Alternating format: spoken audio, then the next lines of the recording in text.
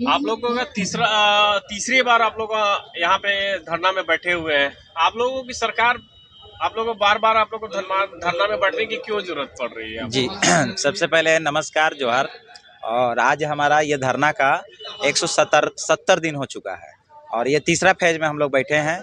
इससे पहले हम लोग स्टार्टिंग 26 नवंबर 2022 से हमारा ये धरना चालू हुआ है और उस समय विधानसभा का घेराव भी किया गया था और जिस घेराव के समय में हम लोगों पर लाठियाँ भी चलाई गई, जिसमें हमारा एक भाई का सर भी फटा था। और उसके बाद सरकार ने हम लोगों से वार्ता किया। उस वार्ता में 3 महीने का समय मांगा गया था। तो 3 महीने के समय के बाद हम लोगों ने आशा देखा कि सरकार हमारी मांगों पर सुनवाई करेगी, लेकिन 3 महीने के बाद भी हमारी मांगों पर किसी तरह का कोई विचार नहीं किया गया। अंततः हम लोगों ने 1 दिसंबर 2023 से लगातार ये धरना चला रहे हैं और बीच में हम लोगों का आपका आचार संहिता लगा था लोकसभा का चुनाव के समय और उस समय हम लोगों को नियम से मैंने जो कहा जाता है आचार संहिता में आप बैठ नहीं सकते हैं, तो हम लोगों को अस्थायी रूप से उठना पड़ा। और उसके बाद हम लोगों ने दोबारा आचार संहिता के ख़त्म होने के बाद तुरंत ही सभी मंत्री विभागों में लेटर देकर बताने का काम किया कि अगर हमारी मांगों पर विचार नहीं कीजिएगा तो हम लोग पुनः धरना पर बैठेंगे। और हम लोगों ने फिर से पुनः धरना पर बैठने का काम किया और आज लगातार हम लोग का 170 दिन का ये धरना अभी तक है, लेकिन अभी तक सरकार के द्वारा किसी भी तरह का सुनवाई नहीं किया गया है।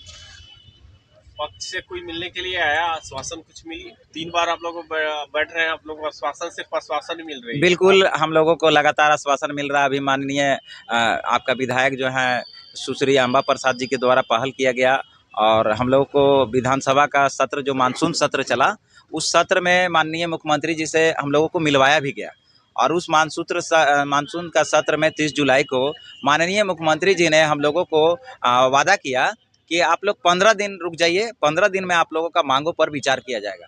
तो 30 जुलाई से आप सोच सकते हैं कि अगस्त पूरा निकल गया और फिर भी अभी तक सितंबर भी चला आया और अभी तक हमारी मांगों पर कोई विचार नहीं किया गया है।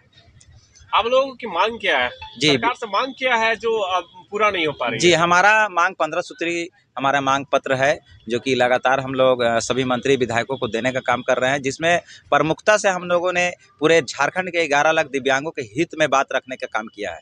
जिसमें माननीय मुख्यमंत्री जी का खुद का घोषणा पत्र में बताया गया था कि अगर हमारी सरकार आती है तो हम लोग दिव्यांगों का जो पेंशन है उसे बढ़ाने का काम करेंगे, उसे 2500 रुपया करने का काम करेंगे। लेकिन आप देख सकते हैं कि अभी तो हम लोगों को सामान्य बता दिया गया। अभी 18 साल का युवा, जो 18 साल का हम लोग का मैया सम्मान के रूप में जो सरकार ने स्कीम चालू किया, उसका हम स्वागत करेंगे फिर भी कि आपने अच्छा काम किया है, लेकिन आप पहले दिव्यांग जो सबसे पिछड़े हैं उनके बारे में ध्यान देना चाहिए था। आप एक युवा वर्ग जो सब काम अपना कर सकते हैं, सक्षम है और किसी तरह का उन लोगों को मजबूरी नहीं है, उन लोगों को आप ध्यान दे रहे हैं। उन लोगों को 1000 रुपया पेंशन देने का काम इस बार आप लोगों ने किया और लाखों लोगों का इसका लाभ भी मिल रहा है।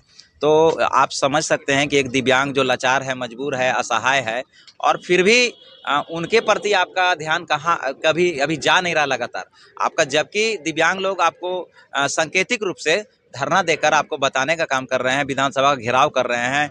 3 बार मुख्यमंत्री का आवास का घेराव किया गया। कई माननीय मुख्यमंत्री, माननीय मंत्री, विधायक, सांसदों को भी लेटर दिया गया। खुद मुख्यमंत्री जी की धर्मपत्नी कल्पना सोरेन जी को 2 बार ज्ञापन दिया गया। माननीय मुख्यमंत्री जी को 3 बार ज्ञापन दिया गया। उनके द्वारा 3 बार आश्वासन भी दिया गया कि नहीं, आप लोगों का मांगों पर विचार किया जाएगा। अभी हाल ही का कहानी है कि अभी जल सहिया लोगों का जो 1000 का वृद्धि किया गया, उस समय माननीय विधायक अंबा प्रसाद जी भी यहाँ पे आए हुए थे और उनके द्वारा भी सभी माताओं बहनों के सामने, जल सहिया के जो माताएं बहनी थी उनके सामने बताया गया कि नहीं, हम सभी लोगों को खुश कर रहे हैं तो दिव्यांगों को नाराज नहीं करेंगे, उनके बारे में भी सोचने का काम करेंगे। उसके बाद माननीय मंत्री इरफान अंसारी भी आए और उनको भी हम लोगों ने अपना दुख, अपना चिंता, जो परेशानी है वो बताने का काम किया। तो उनके द्वारा भी ये बताया गया कि नहीं, आप लोग को जल्द 5 लोगों को बुलाया जाएगा और आपसे वार्ता करवाया जाएगा। लेकिन अभी तक देखिए कि लगभग 10 दिन 8 दिन हो गया और फिर भी अभी तक हम लोग को बैठना पड़ रहा है। बड़ी मजबूरी है। यहाँ पीने योग्य पानी नहीं है, शौचालय का व्यवस्था नहीं है। दिव्यांगजन भी अब लाचार मजबूर होकर धीरे धीरे यहाँ से पलायन कर चुके हैं और यहाँ पर समस्याओं का अंबार है और फिर भी हम लोग लगातार अपनी बातों को रखने के लिए इस आंदोलन को जिंदा रखे हैं और इस धरना स्थल पर अभी भी बैठे हुए हैं।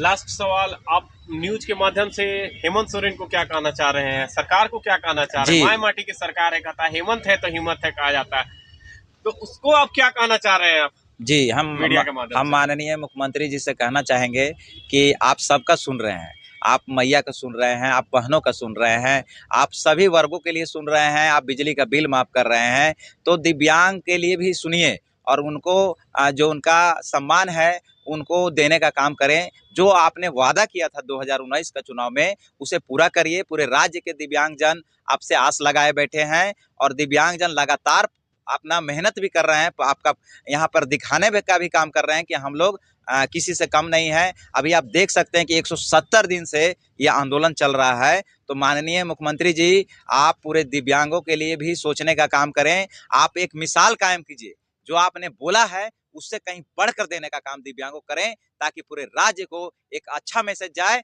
और पूरे राज्य के जनता फिर से पुनः आपकी सरकार को चुनने का काम करे। आपका परिचय बताइए। जी, मेरा नाम ओम प्रकाश चौहान है। मैं इस झारखंड दिव्यांग आंदोलन संघ का नेतृत्व करता हूं।